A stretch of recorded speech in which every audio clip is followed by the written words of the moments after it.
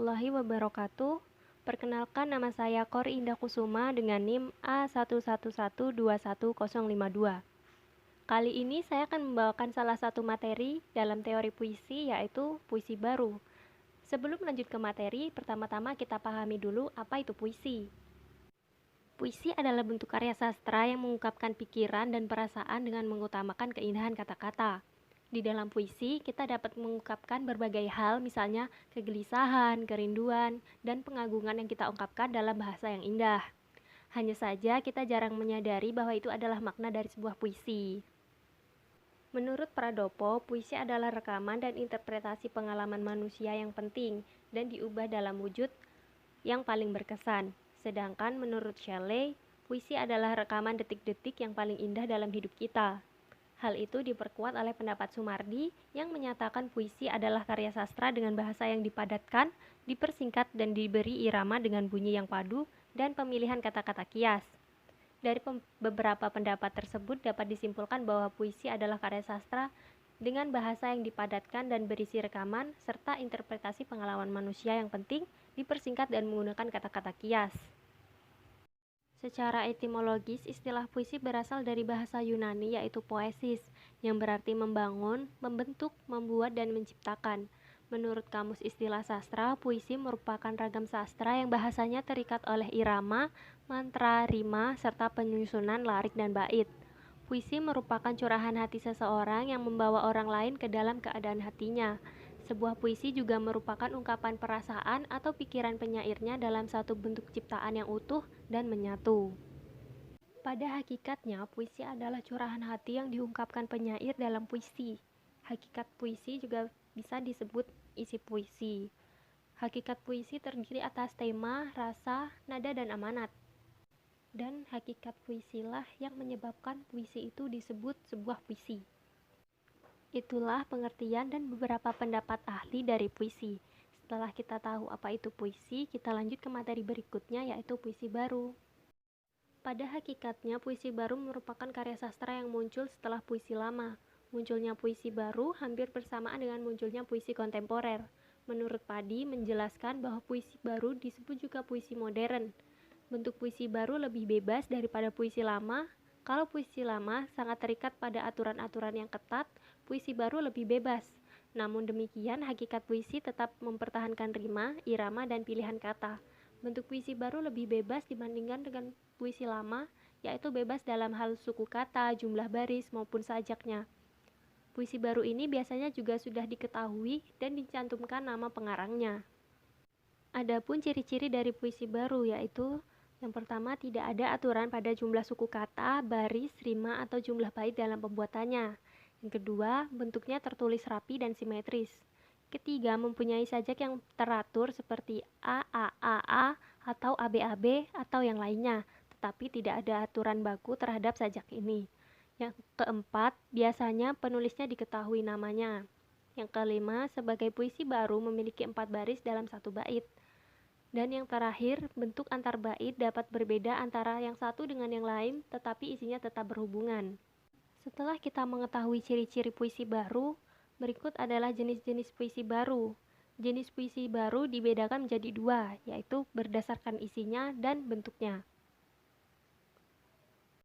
Jenis puisi baru yang berdasarkan isinya ada balada. Balada merupakan salah satu jenis puisi baru yang berisi tentang suatu kisah atau cerita. Dan balada ini terdiri dari 3 bait yang masing-masing dengan 8 larik dan bersajak ABAB, BC, CB. Atau skepanya dapat diubah menjadi ABAB, BC, BC. Dan larik terakhir yang berada pada bait pertama dipakai sebagai referen dalam bait-bait selanjutnya. Kemudian ada elegi. Elegi merupakan salah satu jenis puisi baru yang berisi tentang kesedihan atau tangis. Elegi ini berisikan sajak ataupun lagu yang mengekspresikan rasa duka cita atau keluh kesah karena sedih maupun rindu. Kesedihannya mengutamakan diakibatkan karena kematian atau kepergian seseorang yang dicintai. Selanjutnya ada epigram.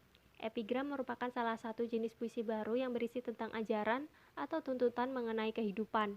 Epigram ini berasal dari bahasa Yunani yaitu epigrama yang artinya unsur pengajaran, nasihat yang membawa ke arah jalan kebenaran untuk dijadikan pedoman ada teladan. Kemudian himne. Himne adalah salah satu jenis puisi baru yang berisi pujaan atau pujian untuk Tuhan, tanah air, ataupun pahlawan. Ciri dari himne ini ialah seperti lagu pujian untuk menghormati Tuhan, seorang dewa, pahlawan, tanah air, ataupun alma mater.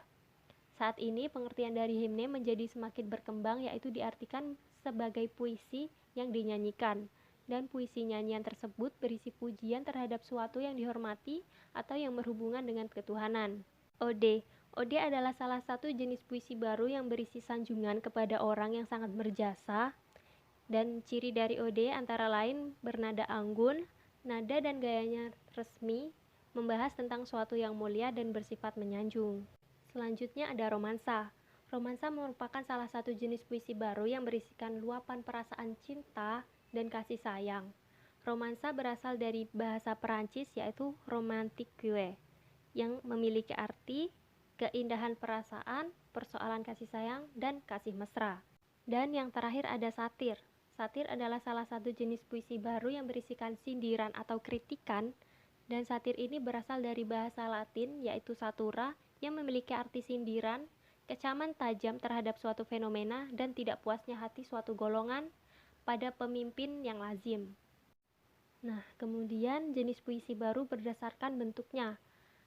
Dari puisi baru ini terdiri dari 8 bentuk, yaitu yang pertama distikon. Jenis puisi ini tiap baitnya terdiri dari 2 baris yang biasanya disebut puisi 2 seuntai. Kemudian ada terzina, jenis puisi yang tiap baitnya terdiri dari 3 baris atau biasanya disebut juga puisi 3 seuntai.